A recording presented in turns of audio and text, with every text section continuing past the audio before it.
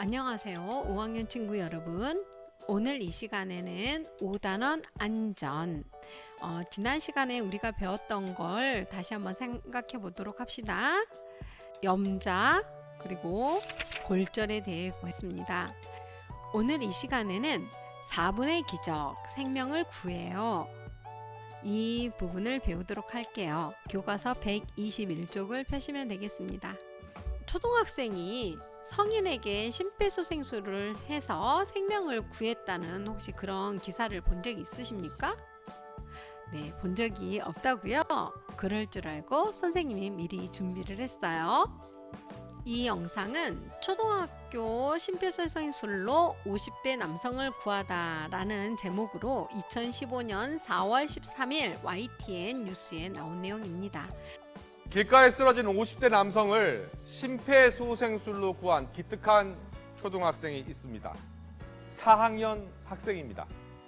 때마침 소방서에서 배웠던 심폐소생술을 떠올려서 침착하게 대처를 했습니다.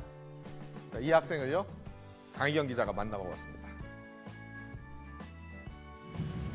지난 9일 저녁 엄마와 장을 보기 위해 길을 나서던 초등학교 4학년 이수빈 양. 길 건너편 아파트 입구에서 도와달라는 소리와 함께 쓰러져 있던 한 남성을 발견했습니다. 마침 이날 소방서에서 심폐소생술 교육을 받았던 이 양은 이곳에 쓰러진 남성에게 달려가 침착하게 흉부 압박을 실시했습니다. 쓰러진 50대 남성은 이 양의 응급처치 덕분에 1분 만에 호흡을 되찾았습니다. 엄마하고 쓰러지신 분의 가족분하고 기도를 열어주시고 제가 그때 압박을 했어요. 가슴 압박을. 이 양이 이렇게 소중한 생명을 구할 수 있었던 것은 불과 4시간 전 소방서에서 배운 심폐소생술 덕분이었습니다. 그냥 아무 생각도 안 들고 그냥 그땐 아저씨만 보였어요. 낮에 배운 거니까 바로 잘 생각났던 것 같아요. 이처럼 호흡이 멈춘 뒤 4분 이내에 심폐소생술을 하면 생존율은 절반에 달합니다. 하지만 구급대가 도착할 때까지 기다리는 동안 골든타임을 놓치면 생존율은 4%로 급감합니다. 일단 심정지 환자에서 3분 내지 5분 이내에 심폐소생술을 하게 되면 그만큼 그 환자의 소생술이 높아지게 되는데 그만큼 심폐소생술이 중요하다고 생각됩니다. 심폐소생술을 가르친 강서 소방서는 어른들도 하기 힘든 일을 해낸 이 양에게 표창장을 수여했습니다. 축하하고 어려운 일 했네. 심폐소생술 교육과 10대 소녀의 용감하고 침착한 대처가 한 사람의 소중한 목숨을 살렸습니다. YTN 강희경입니다. 지금 선생님이 보여드리는 영상은 2019년 10월 11일 대전 MBC 방송에서 나왔던 내용입니다. 이 초등학생 형제가 엄마를 심폐소생술로 살렸다는 내용입니다. 잘 보시기 바랍니다. 급격한 심정지가 발생했을 때 가장 중요한 것은 신속한 응급 조치죠. 특히 심폐소생술은 생존율을 2배에서 3배가량 높일 수 있어 여러 공공기관에서 의무 교육을 실시하고 있습니다. 대전에서 한 초등학생 형제가 학교에서 배운 심폐소생술로 집에서 쓰러진 어머니를 살리면서 대전시 하트세이버에 선정된 사연 소개합니다. 김태욱 기자입니다. 손흥민 같은 축구선수가 꾸민 11살, 12살 초등학생 이성열, 이수열 형제. 지난 8월 31일 아침 어머니가 갑자기 쓰러지면서 큰 위기를 맞았는데 신속한 119 신고와 미리 배워둔 심폐소생술이 빛을 발했습니다. 학교에서 심폐소생술 배워봤어요? 근데 배웠기는 했어요. 팔꿈치 딱 펴고 딴 쪽으로 꾹꾹 눌러봐요. 소리를 내거나 반응이 있어요? 했어요. 동생 수열군은 상태 확인과 심폐소생술을, 형 성열군은 구급대원이 올 때까지 침착하게 119 상황실에 엄마의 상태를 전달했습니다. 혀가 목구멍에 막을 때 심폐소생술을 해야 된다고 배웠어요. 이제 일어나 보니까 엄마 쓰러져 있어서 그리고 나서 동생이 심폐소생술하고 제가 119에 전화를. 이성열, 수열 형제를 포함해 심폐소생술로 사람을 살린 민간인 5명과 소방대원 43명은 3분기 대전시 하트세이버로 선정됐습니다. 많은 사람들이 심폐소생술 교육을 받았지만 위급 상황에도 나서지 않는 심리가 심폐소생률이 낮은 원인 중 하나로 지적되고 있습니다. 시행했을 때 환자가 잘못되는 상황 때문에 두려워서 심폐소생술을 시행하지 못하는 경우가 많이 보이는데, 잘못되더라 하더라도 처벌받는 경우가 더 없기 때문에 빠른 수행이 중요한 상황이라고. 갑자기 사람이 쓰러지는 것을 발견할 경우 지체 없이 119 신고와 심폐소생술을 실시하고 가까운 제세동기를 이용해 맥박을 원상태로 돌리는 것이 가장 중요합니다. MBC 뉴스 김태욱입니다. 동영상 잘 보셨죠? 네, 초등학생이 우리 같은, 특히 여러분들 같은 4학년, 5학년, 6학년 이런 초등학생 친구들이 심폐소생술로 성인인 어른을 살린다? 전혀 생각하지 못했는데 실제로 이런 일들은 종종 일어나는 것 같습니다. 이런 이야기가 뉴스에 종종 나와요. 자, 이 뉴스를 보고 여러분들이 느낀 점을 말해 볼까요? 네, 가족, 친구, 이웃을 도울 수 있는 일인 것 같아요. 그 친구가 자랑스럽고 우리도 심폐소생술을 배웠으면 좋겠어요. 네, 맞아요. 이 심폐소생술은 우리의 가족, 특히 소중한 우리 엄마, 우리 아빠, 우리 할머니, 우리 할아버지 이런 가족들을 살릴 수 있는 아주 소중한 일입니다. 그래서 여러분들이 오늘 이 시간을 의미 있게 한 시간을 배웠으면 좋겠다라는 생각이 좀 듭니다. 심폐소생술의 중요성을 알고 심폐소생술의 방법과 순서를 익히고요. 그 다음 자동 심장 충격기의 사용법도 함께 익혀볼 예정입니다. 자, 그렇다면 여러분들 심폐소생술이라는 게 뭘까요? 심폐소생술, 다른 말로 CPR이라고 합니다. 영어로는. 자, 이 심폐소생술이란 무엇이냐?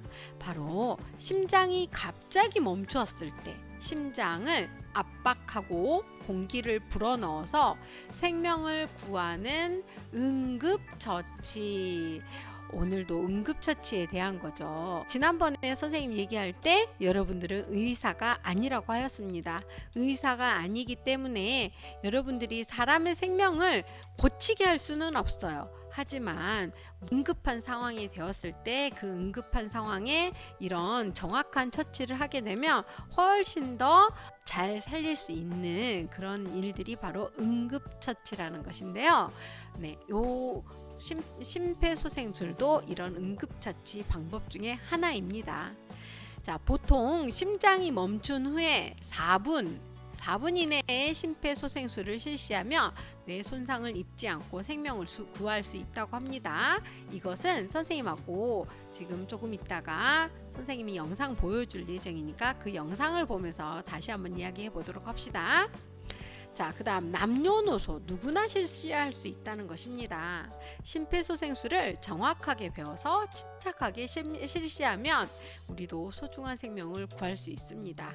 여러분들도 어리다고 해서 구할 수 없는 거 아니에요. 구할 수 있어요. 자, 그렇다면 심폐소생술 왜 중요할까요? 목격자가 환자를 발견한 즉시 심폐소생술을 실시하면 환자의 생존율이 2배에서 3배까지 증가한대요. 응급구조대가 도착한 후 실시하면 뇌 손상이 이미 진행될 수가 있어요. 그러므로 환자를 발견하면 최대한 빨리 심폐소생술을 실시해야 합니다. 어떻게 하다가 버리는 그 시간, 그 1분 1초가 결국은 환자가 살 수 있느냐 못 사느냐의 기로에 서 있다고 생각하시면 돼요. 0분에서 4분까지, 여러분들 0분에서 4분까지는 뇌 손상이 가장 낮아요. 이때 심폐소생술을 실시하면 소중한 생명을 구할 수 있습니다. 자, 4분에서 10분이에요. 이때는 뇌 손상을 피할 수는 없어요. 그렇지만 생명을 구할 수는 있다고 합니다. 자, 10분이 넘어가면 결국은 뇌사 상태에 빠지거나 목숨을 잃을 수가 있죠. 자, 그래서 이 4분까지를 골든 타임이라고 합니다. 생명을 구할 수 있는 골든 타임. 영상을 좀 한번 보도록 할게요. 4분이 왜 골든 타임인가? 지금 선생님이 보여주는 영상은 2016년 12월 30일에 방영된 KBS 뉴스에 나온 내용입니다. 자, 다 같이 함께 보시죠. 갑자기 심장이 멎는 급성 심정지 환자는 4분 안에 처치를 받아야 생존율이 높아집니다. 사실 119 대원들이 최선을 다해서 빨리 출동한다고 해도 지키기 어려운 시간인데요. 그래도 침착한 대응이 환자를 살렸습니다. 양성모 기자가 보도합니다. 지난달 23일 밤 9시 119 상황실에 다급한 전화가 걸려옵니다. 119 좀 빨리 보내주세요. 지금 아빠가 넘어지셨어요. 지금 의식이 없으신 것 같아요. 얼굴이 파래지셨어요. 신고 전화를 받은 김민경 소방장은 구급차에 출동 지령을 내린 뒤 곧바로 신고자에게 심폐소생술을 지도합니다. 계속 누르세요. 다시 가슴 정중앙에 두 손 놓고 제가 박자 맞춰드릴 테니까 이 속도로 압박을 하시는 거예요. 일단 누군가가 옆에서 쓰러지는 것을 목격한 그 순간 우리가 해야 될 거는 바로 심폐소생술이 아니에요.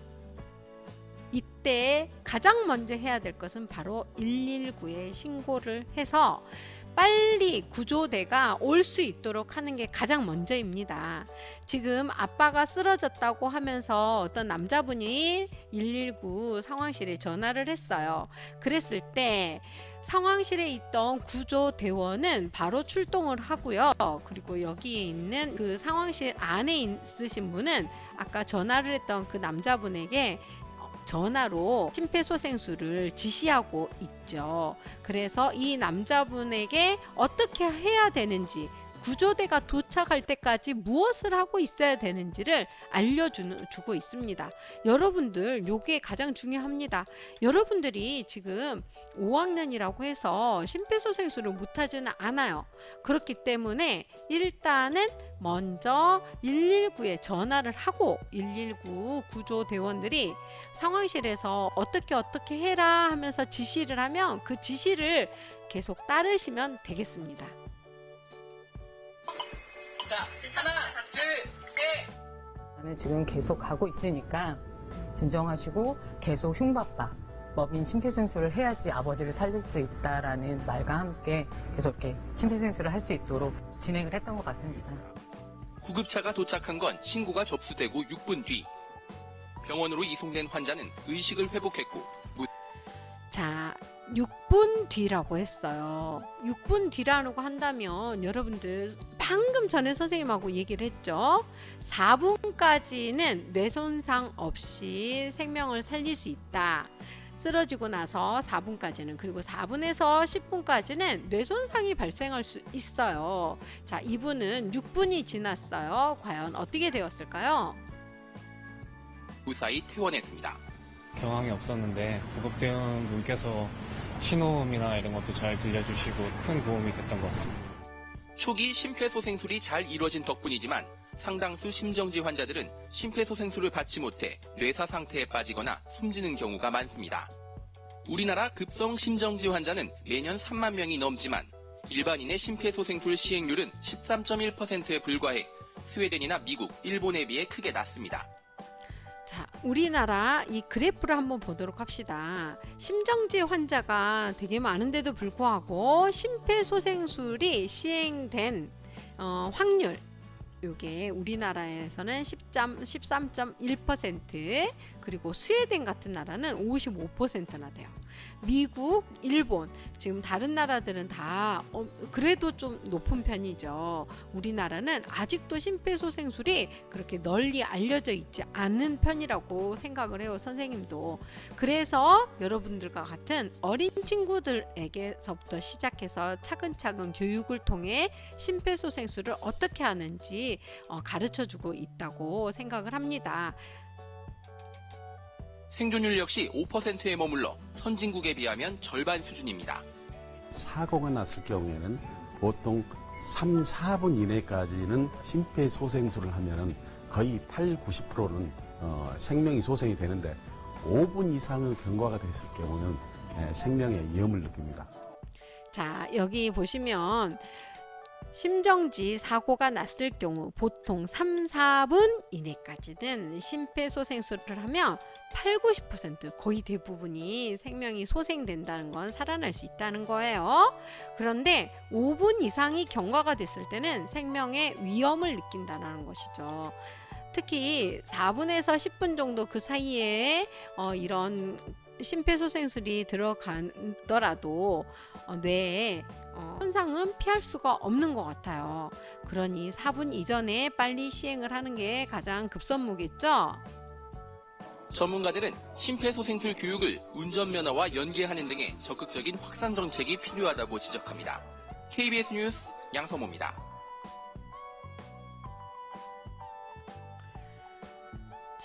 여러분들 방금 선생님이 뉴스를 보면서 설명을 좀 해주었는데요. 이 뉴스를 보면서 심폐소생술에 대한 내 생각을 한 문장으로 써보고 그렇게 생각한 까닭도 한번 써보도록 합시다. 121쪽 밑부분에 있는 심폐소생술이란 무엇인지 한번 써보도록 하세요. 또 그렇게 생각한 까닭이란 무엇인지 써보세요.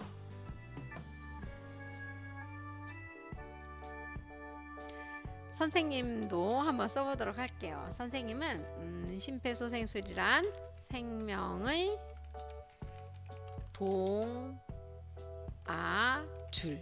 동아줄이라고 쓸 것입니다.